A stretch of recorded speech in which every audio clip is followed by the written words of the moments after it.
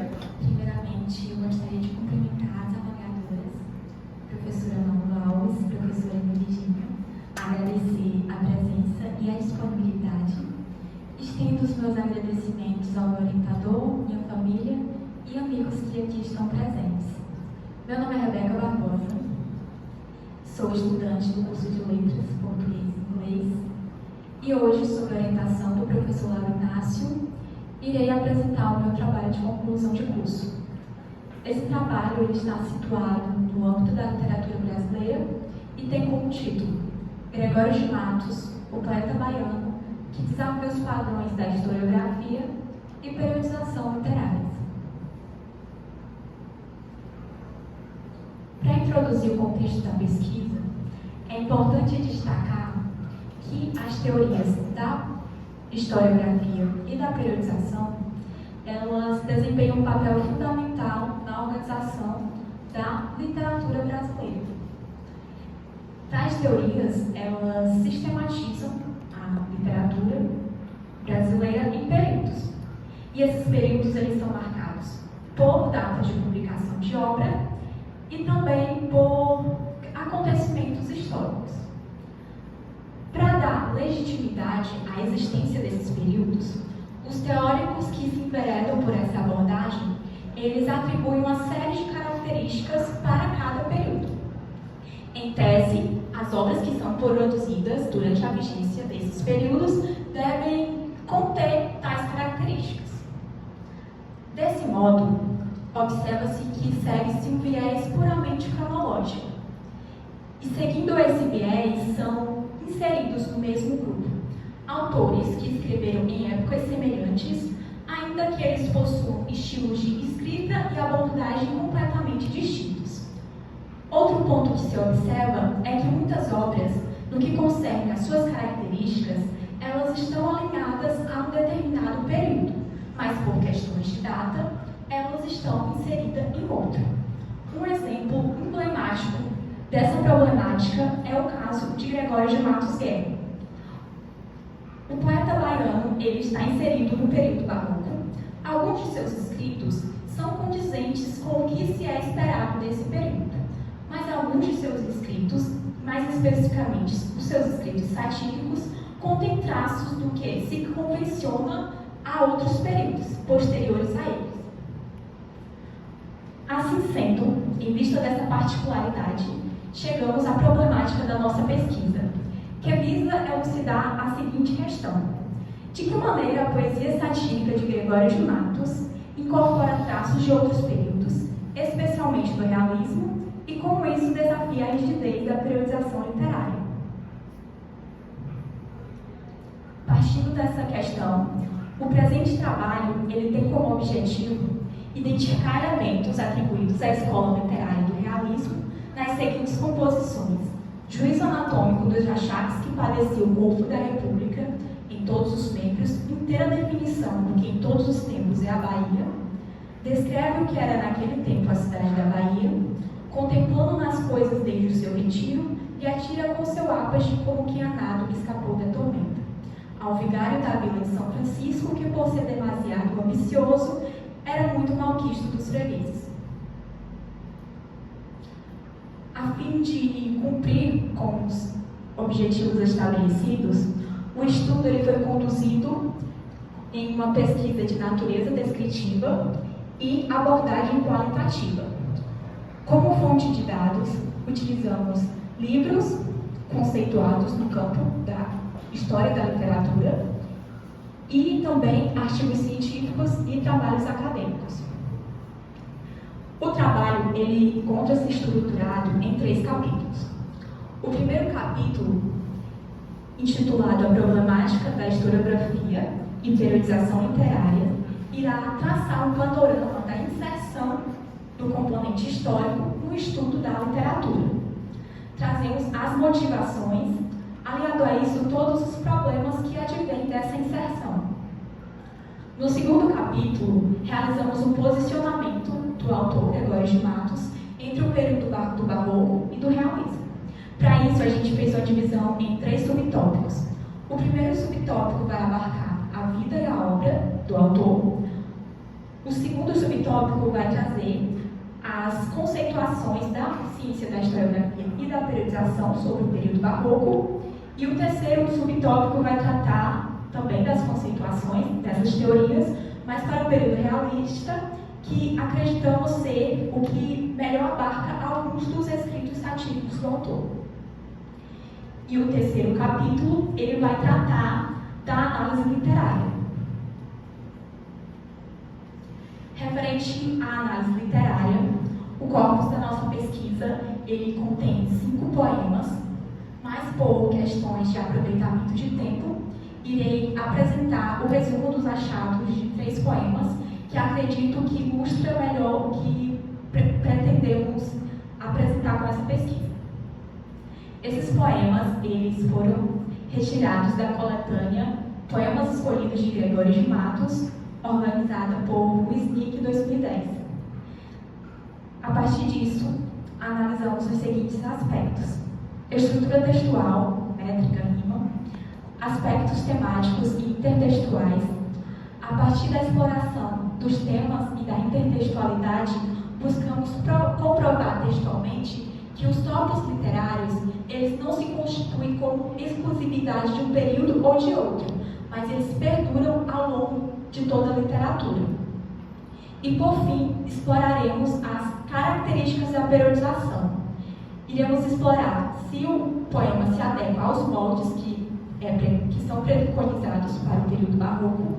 Além disso, investigamos se há nesses escritos características e traços que convencionalmente se atribuem ao realismo. Todavia, não nos detemos apenas nas características realistas. Buscamos também encontrar características de outros períodos literários além do realismo. Um dos poemas que foram analisados tem como título o Juízo Anatômico dos Achaques que padeceu o povo da República em todos os membros, inteira definição do que em todos os tempos é a Bahia. Trata-se de um poema com 18 estrofes, sendo as estrofes ímpares tercetos e as estrofes pares quadras. Em um dos versos, ele vai situar: que falta nessa cidade?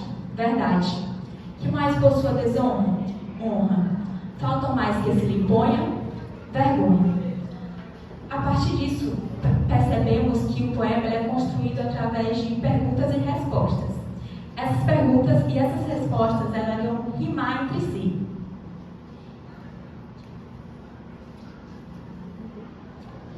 Esse poema, ele traz uma crítica a diversos setores da sociedade baiana, incluindo desde o poder judiciário, os servidores públicos e também os poderes religiosos.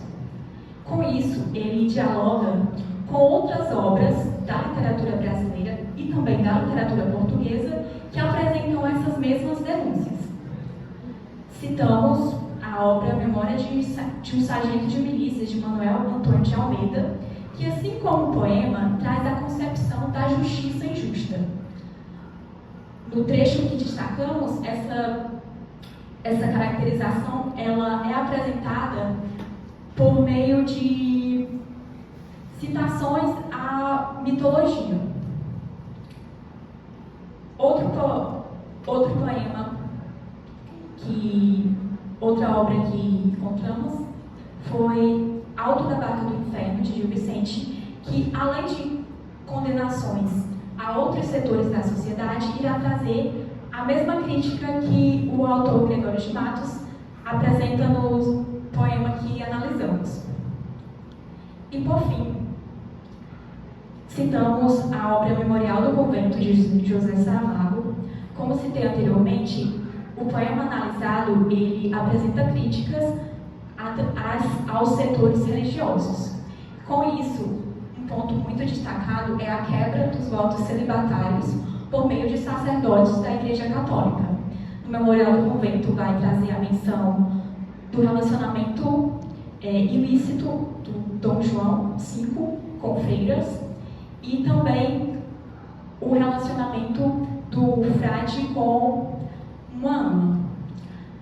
E no poema de Gregório de Matos também vai trazer essa crítica à quebra dos votos celibatários. Referente às características literárias que podem ser associadas à escritura realista, destaco a crítica direta à corrupção do sistema baiano e uma exposição crua e objetiva das falhas sociais. Diferente do que muitas vezes é convencionado aos textos barrocos, você não vê um grande ornamento, você vê uma linguagem muitas vezes mais simples, a fim de expor melhor essas críticas. Outro poema analisado, contemplando nas coisas do mundo desde o seu retiro, e atira com seu ápice como quem a nada escapou da tormenta. Trata de um soneto italiano, ou petrarquiano, que vai trazer 2 quadras e 2 tercetos. Em um dos versos ele diz: para a tropa do trapo eu vazo a tripa, e mais não digo porque a musa topa, em apa, em epa, em ipa, em opa, em upa. Nesse poema, observamos o maior distanciamento do autor em relação ao território da Bahia. Nesse poema, ele irá destacar as contradições que imperam no globo terrestre como um todo. Desse modo, ele irá dialogar com obras como Quincas Borbas, que vai tratar do tópico da ascensão social, e também com o Evangelho de Mateus da Bíblia Sagrada, que realiza essa crítica a indivíduos que aparentam uma máscara de pureza e santidade, mas que o seu interior é podre e corrompido. Como características literárias que podem ser associadas à escrita realista, citamos a linguagem simples. Até mesmo no trecho destacado, conseguimos ver que os vocábulos contidos não são alheios ao léxico do brasileiro comum. Observamos também um foco na coletividade e nas questões sociais. Nesse poema, você não vê um eu lírico tratando da sua particularidade, da sua individualidade, mas sim um foco muito mais abrangente. Por fim, o terceiro poema que apresento é o retrato do governador Antônio Luiz da Câmara Coutinho. Trata de um poema com 29 quintetos. Ele vai ter um padrão de rima AB, BA, mas a quarta rima vai ser uma rima órfã. Isso. Terceira rima, no caso. Uma rima órfã. E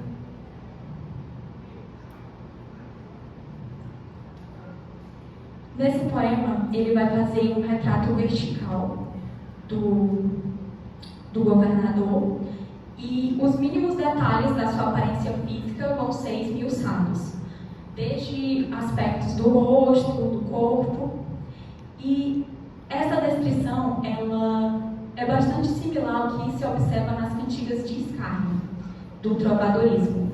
Citamos a cantiga de Pedro Vivaes, que vai trazer a descrição de uma donzela, e essa descrição vai ser uma descrição tanto quanto pejorativa, mas também percebemos essa mesma descrição na obra A Velhice do Padre Eterno, de Guerra Junqueira.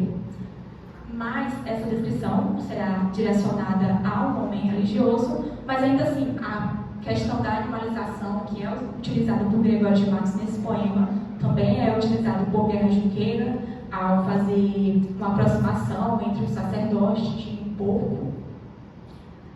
Observamos como características literárias que podem ser atreladas à escrita realista uma representação não idealizada. Apesar do autor do livro estar falando de uma figura pública, ele não minimiza os possíveis defeitos físicos que o satirizado vem apresentar. Observamos também uma descrição detalhada dos mínimos detalhes da aparência física do autor, que também é feita no realismo por Guerra Junqueira. A partir disso, concluímos que os poemas de Gregório de Matos, eles apresentam características que podem estar associadas à a escrita realista. Desse modo, eles fogem parcialmente do que é preconizado para um texto do barroco. Assim sendo, percebemos que a teoria da historiografia e da periodização apresentam algumas inadequações e lacunas, além de limitar o cânone, visto que os autores que não se enquadram nos padrões propostos por elas são excluídos e relegados a um lugar de marginalidade. A partir disso, defendemos uma nova abordagem que acreditamos ser mais inclusiva. Defendemos que o estudo da literatura possa ser feito a partir dos gêneros literários, pois assim teremos um maior contato com obras e autores que atualmente são excluídos do cânone literário. Essas foram as principais referências utilizadas na produção desse trabalho. E, caminhando para a finalização, eu gostaria de fazer um agradecimento especial, tal como a teoria da historiografia e da periodização, eu costumo dividir a minha vida em períodos. Antes do ingresso no IFCE, eu enfrentei um momento de derrocada, onde eu me vi em queda livre e tive que enfrentar uma tempestade de críticas e julgamentos. Nesse período, eu contei com a ajuda de Deus e de 3 pessoas que me estenderam a mão em meio a tantos dedos apontados. Minha mãe, Maria, minha irmã, Rabi, e o meu avô, José Matheus, que aqui estão presentes. Agradeço também aos outros membros da minha família e amigos que não puderam comparecer, mas trago eles no meu coração. E às pessoas que conheci após o ingresso no IFCE, vocês são uma prova do cuidado de Deus na minha vida, que nada melhor que um dia após o outro e que os caminhos antes nublados podem ser iluminados. Eu agradeço a todos e estou pronta